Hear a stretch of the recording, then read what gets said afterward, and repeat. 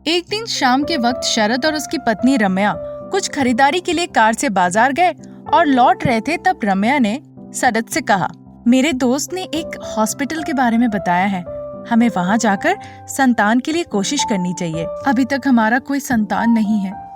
ये कहकर रम्या काफी उदास हो गई। ठीक है, जब हमें वक्त मिल जाए हम एक बार अस्पताल में जाकर जरूर देखेंगे। उनकी कार बहुत ही सुनसान सड़क होकर जा रही थी। इस बीच एक्सीडेंट के बाद एक इंसान जमीन पर पड़ा हुआ दिखा। जैसे ही उन्होंने देखा, शरद और रम्या उनके पास गए उनकी सहायता करने के लिए। लगता है ये इंसान की मौत हो चुकी है घटनास्थल पे ही। अब हम कुछ नहीं कर सकते हैं, हमें पुलिस को बुलाना चाहिए। शरद ने पुलिस को फोन किया और उन्हें इस दुर्घटना के बारे में बताया जो कि बीच सड़क पर हुई थी। फिर वो वहाँ से चले गए। तब तक काफी अंधेरा हो चुका था। जब शरद घर में आराम कर रहे थे, घर की घंटी बजी। बाहर जाकर दरवाजे पर शरद देखा, पर वहाँ उसे कोई नहीं दिखा आसपास। फिर वो वापस जाकर हॉल में बैठ गए। फिर घंटी बजी। शरद जाकर दरवाजा खोले, पर वहाँ फिर कोई नहीं था। वो दरवाजा बंद करके वापस आ गए घर के अंदर। किसने घंटी बजाई? क्या पता, कोई नहीं है बाहर। फिर घंटी बजी और इस बार थोड़े लंबे वक्त तक। दोनों मिलकर गए देखने के लिए। उन्हें फिर कोई नहीं दिखा दरवाजे के बाहर। लगता है कोई बच्चा जरूर बदमाशी कर रहा है हमारे साथ। चलो थोड़ा आगे जाकर देखते हैं एक बार। वो गार्डन तक गए, पर उन्हें वहाँ कोई नहीं दिखा। अचानक से एक शैतान उनके सामने प्रकट हुआ। उसे देखकर दोनों डर गए। हमारे साथ कुछ मत करो, हमें छोड़ दो, हमें जाने दो। मैंने तुम्हें कहीं देखा है। हाँ, मैं वही हूँ जिसकी मौत दुर्घटना में हो गई थी सड़क पे, शैतान ने कहा। पर उस दुर्घटना के साथ हमारा कोई लेना देना नहीं है। हम नीचे उतरे थे तुम्हारे सहायता करने के लिए, पर तुम पहले ही मर चुके थे। हमने पुलिस को बुलाया और उन्हें सारी चीजों के बारे में बताया। फिर घर आ गए। हाँ, मेरी पत्नी वहाँ पर बगल में थी, झाड़ियों के पीछे गिर गई थी गति की वजह से। इस वजह से तुमने उसे नहीं देखा। और सबसे बड़ी बात, वो गर्भवती थी और वो अपने मौत के बहुत करीब है अभी। मैंने सोचा था अगर पुलिस वहाँ आएगी तो हमें सहायता करेगी, पर पुलिस वहाँ आई नहीं। मैं नहीं जानता हूँ किसी को भी इस गांव में, इसीलिए मैं आपके पीछे आया। पर मैं आपके घर के अंदर नहीं आ सकता हूँ इस मंत्र पढ़े नींबू की वजह से, इसीलिए मैंने आपको बाहर बुलाया। जैसे ही उन्होंने ये सारी बातें सुनी, वो वहाँ के लिए निकल गए जहाँ पर दुर्घटना घटी थी। जब वहाँ पहुँचे, उन्होंने एक नवजात शिशु को देखा। उसकी माँ बस प्राण त्यागने ही वाली थी। इससे पहले कि वो सोचे उसे हॉस्पिटल ले जाने के लिए, उसकी वही मृत्यु हो गई और वो भी एक शैतान बन गई। फिर वो दोनों शैतानों ने मिलकर उस नवजात शिशु को रम्या और शरद के हाथ सौंप दिया। हमारे संतान को अपना खून समझना, बहुत बहुत धन्यवाद। ये कहकर वो दोनों शैतान वहाँ से अदृश्य हो गए। हैदराबाद शहर के उपनगर में एक होटल था।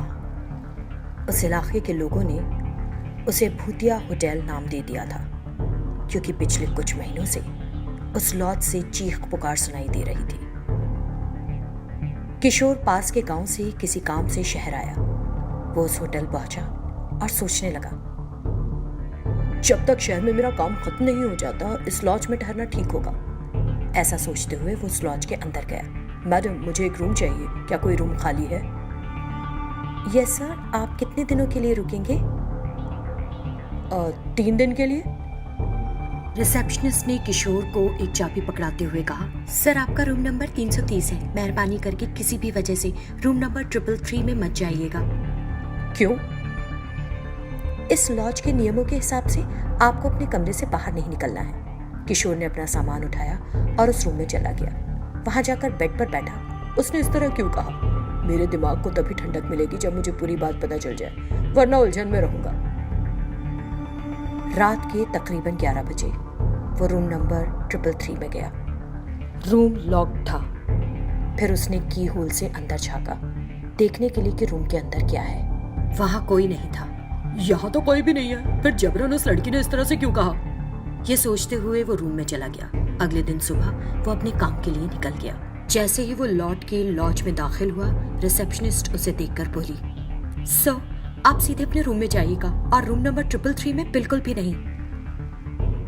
ये इस बात को बार बार क्यों बोल रही है यार? इसका मतलब है कि उस रूम में कुछ है। किसी भी तरह आज तो जान के रहूंगा। ऐसा सोचते हुए उसने रूम नंबर 333 के की होल से एक बार फिर अंदर झांका। उस कमरे में एक लड़की सफेद साड़ी में बिस्तर पर बैठी हुई थी।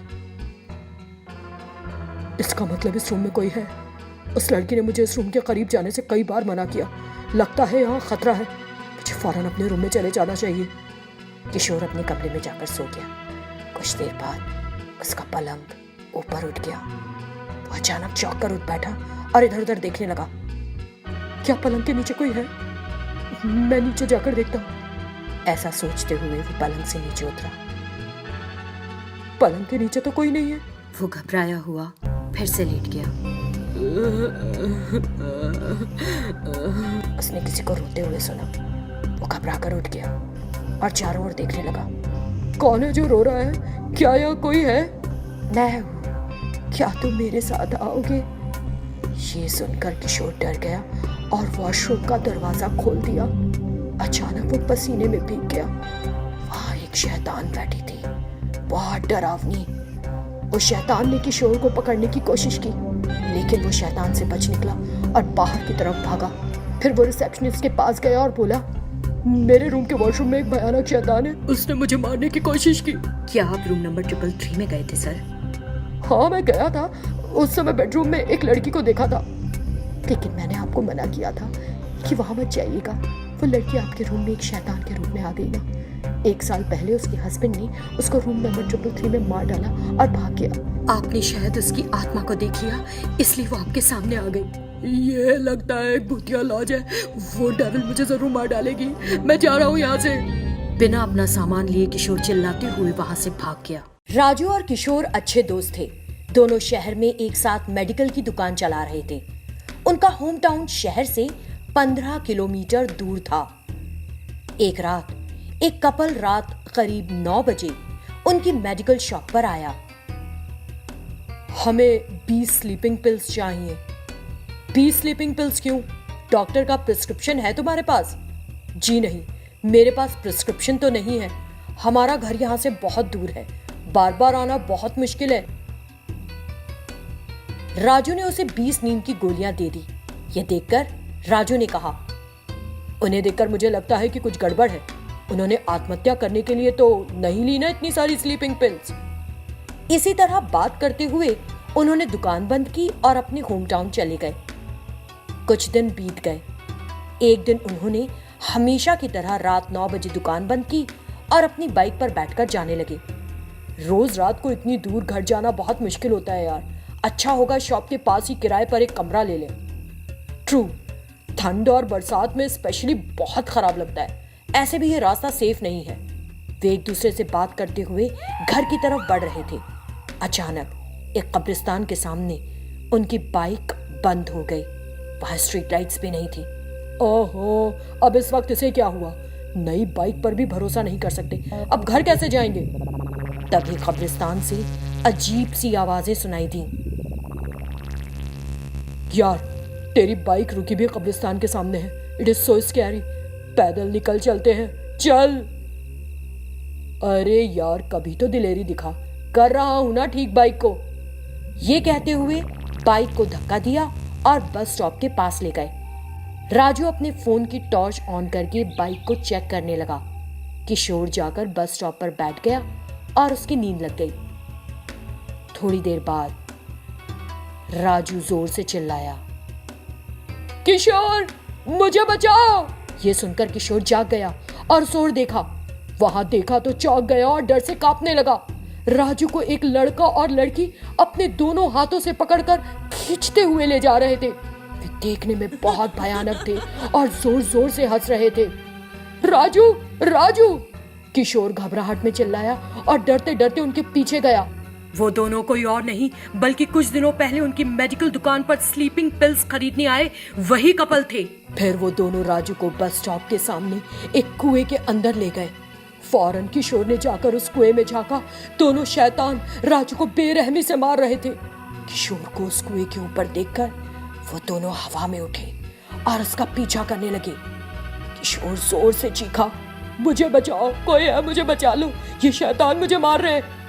तभी किशोर की गाल पर एक चांटा पड़ा। जब किशोर ने आंखें खोली तो उसके सामने राजू खड़ा था। किशोर को समझ आ गया। क्या किशोर, क्या हुआ? ऐसे क्यों चिल्ला रहा है यार? मैंने एक बहुत बुरा सपना देखा। मैं मरने ही वाला था। किशोर ने इधर उधर देखा। उसे बस स्टॉप के सामने असल में एक कुआं दिखा।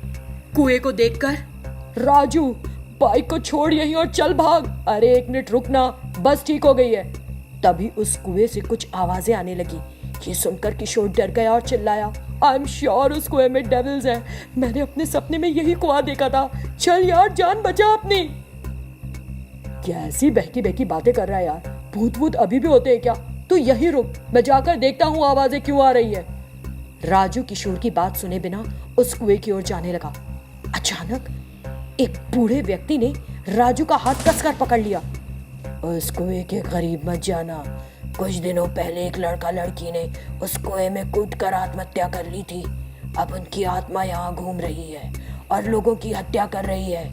यहाँ से चले जाओ फौरन। अब तो राजू भी डर गया। अगले ही पल वो आदमी भी गायब हो गया। चल छोड़ इस जगह को, अब क्या सोच रहा है? फौरन दोनों बाइक पर बैठे और बिना पीछे देखे अपने घर की ओर बढ़ गए।